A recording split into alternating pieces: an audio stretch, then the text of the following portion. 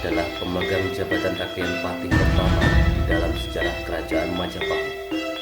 Nambi ikut berjuang mendirikan kerajaan besar tersebut bersama Lembu Sora, Ranggalawe, dan pengikut setia Raden Wijaya lainnya. Kidung Harsawijaya dan Kidung Sorandaka menceritakan bahwa Nambi adalah putra Pranaraja, seorang pembesar di Singasari. Nambi adalah salah satu penggawa di Singasari bangsa Prabu Kertanegara. Pada tahun 1240 Saka atau 1292 Masehi, ketika Singasari runtuh oleh serangan Prabu Jayakatwang dari Kediri, Raden Wijaya mengumpulkan kota Singasari. Dalam pelariannya, dia didampingi oleh Lembu Sora, Gajah Pagon, Nambi, Medang Dangdi, Banyak Kapu, Malusa Waga, Kepu Kapetengan, Wirota Wiragati, dan Pamandana. Para Raton dan Kidung Panji Wijayakrama menyebut Nambi sebagai salah satu abdi setia Raden Wijaya yang ikut mengungsi ke tempat Arya Wiraraja di Sumenep, nama lama Sumenep. Nambi dengan setia mendampingi Raden Wijaya di setiap perjuangannya, mulai menyerah kepada Prabu Jayakatwang yang akhirnya diberi tanah perdikan di Alastari, hingga membabat Alastari dan menjadi Padipuhan Majapahit.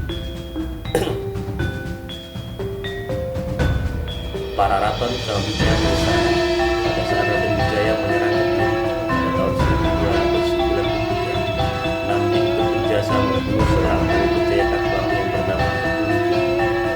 Dalam berbagai medan perjuangan, Nambi diceritakan orang yang memulai menghasilkan administrasi dan intelektual, sehingga pada masa Majapahit berdiri, dia dipercaya menjadi Sultan Mahapati pertama kerajaan itu. Para Raton mengisahkan setelah kekalahan Jayakatwang dan pengusiran tentara Tartar, Raden Wijaya mendirikan kerajaan Majapahit dan mengangkat diri menjadi raja. Berlangsung pada Purnang Kartika Masa Pancadasi Sugeng Catur, atau tepat pada tanggal 15 bulan Kartika tahun Saka 1215, atau bertepatan dengan tanggal 12 November 1293 Masehi, dengan nama Abhiseka Kertarajasa Jayawardhana. Jabatan Patih Hamengkubumi diserahkan kepada Nambi. Berita ini diperkuat oleh Prasasti Sukamerta tahun 1296 yang memuat daftar nama para pejabat Majapahit, antara lain Rakyat Patih Mpu Tambi. Menurut Kidung Panji Wijayakrama dan Kidung Ranggalawe, pengangkatan Nambi inilah yang memicu terjadinya pemberontakan Arya Adhikara atau Ranggalawe di Tuban. Pemberontakan Ranggalawe itu disebutkan dalam Para Raton tahun Buddha Bumi Paksanibong atau tahun 1217 Saka atau 1295 Masehi. Ranggalawe merasa tidak puas atas keputusan tersebut karena Nambi dianggap kurang berjasa dalam peperangan. Atas izin Raden Wijaya, Nambi berangkat memimpin pasukan Majapahit menyerang Tuban. Dalam pertempuran itu, Ranggalawe gugur oleh Kepu Anambrang, sedangkan Kepu Anambrang sendiri gugur oleh Lembu Sora. Peristiwa pembunuhan Kepu Anambrang itulah yang memicu terjadinya pemberontakan Lembu Sora pada tahun 1222 Saka atau 1300 Masehi. Atas hasutan dari seorang menteri Majapahit, yaitu Mahapati Halayuda, Prabu Kertarajasa menyatakan Lembu Sora bersalah melanggar pasal Astadusta Undang-Undang Utara Manawa Dharma Sastra. Lembu Sora dijatuhi hukuman buang ke Kulembang, namun Lembu Sora memilih hukuman mati di Tumanggahan.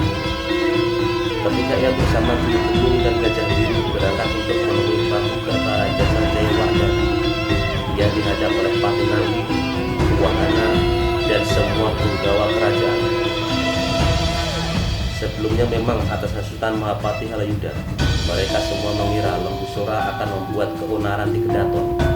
Lembu Sora dan pengikutnya gugur di halaman Kedaton Majapahit.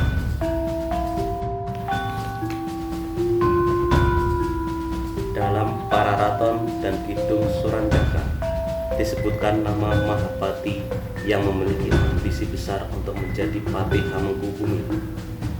Dalam Prasasti Siddhateka, nama lain dari Mahapati ini adalah Dyah Halayudha yang kelak menjadi Patih Hamengkubumi menggantikan Empu Nambi. Nagara Kretagama memberitakan bahwa Prabu Kertarajasa Jayawardhana wafat pada tahun 1231 Saka atau 1309 Masehi. Kemudian digantikan oleh putranya bernama Prabu Jayanegara yang masih berumur 15 tahun. Dalam pemerintahan Majapahit sendiri, Empu Nambi adalah salah satu seorang pendukung setia Wangsa Rajasa. Pada masa pemerintahan Jayanegara, Nambi masih menjabat sebagai patih.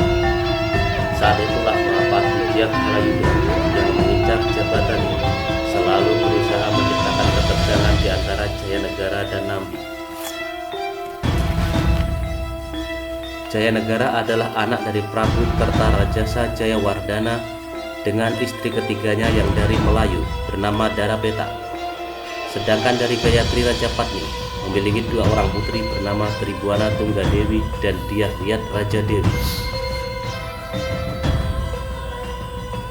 Untuk menghindarkan kesulitan yang mungkin timbul akibat perkawinan dua orang saudarinya, Prabu Jayanegara melarang kedua saudarinya memiliki hubungan dengan pemuda-pemuda. Bahkan, Jayanegara bermaksud mengawini sendiri kedua adiknya tersebut. Dengan demikian, Jayanegara bebas dari saingan.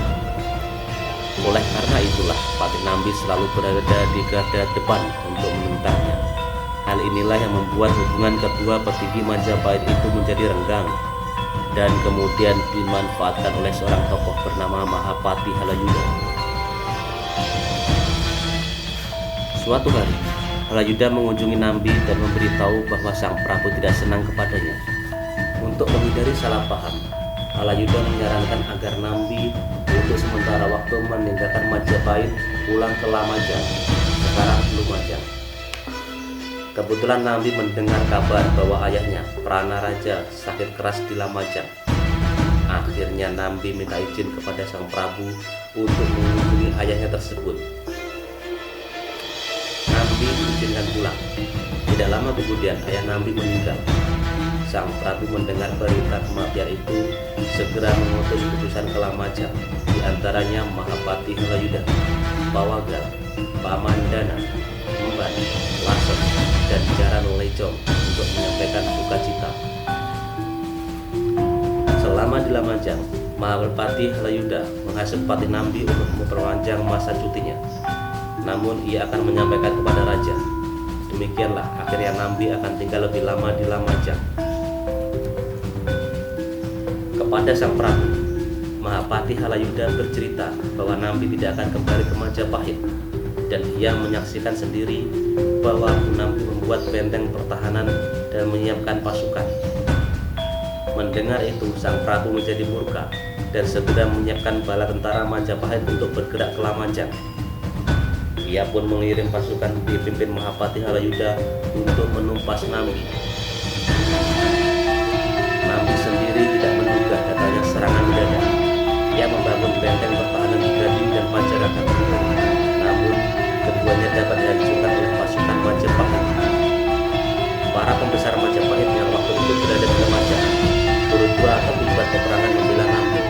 Mereka adalah Pamandana, Mahesa Pawagal, Panji Andalan, Panji Samara, Panji Wiranagari, Jaran Engkang, Jagung, Teguh, Semi, Lasem, dan Emban.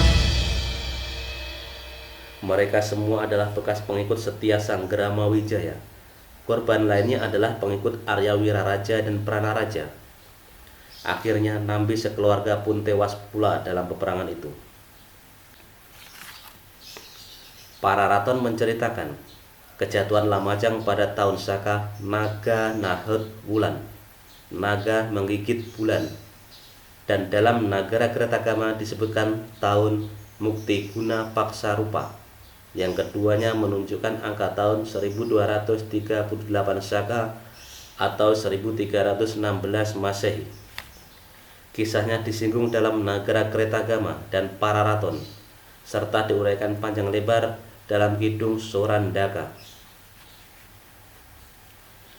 Pararaton mengisahkan Nambi mati dalam benteng pertahanannya di desa Rabut Buhayabang karena dikeroyok oleh Jabung Tarewes, Lembu Peteng, dan ikal-ikalan Bang. Jatuhnya Lamajang inilah yang kemudian membuat kota-kota pelabuhan seperti Sadeng dan Patukangan melakukan perlawanan yang kemudian dikenal sebagai Pasadeng atau Perang Sadeng dan Keta pada tahun 1331 Masehi. Tentang meninggalnya Nambi sendiri ada dua pendapat yang sama kuatnya, di mana pertama, Nambi meninggal di daerah bernama Randu Agung karena ada situs bernama Candi Agung yang dipercaya masyarakat sebagai tempat perabuan Nambi. Kedua adalah di ibu kota Arnon sendiri, di mana perang Lamajang yang terakhir berlangsung di ibu kota dan Nambi bertahan bisa-bisa sampai di daerah penghabisan. Demikianlah akhir perjalanan Patih Hamengkubumi pertama kerajaan terbesar di Nusantara itu. Kerajaan yang telah dibangunnya dengan darah dan keringat, Majapahit atau Wilwatikta.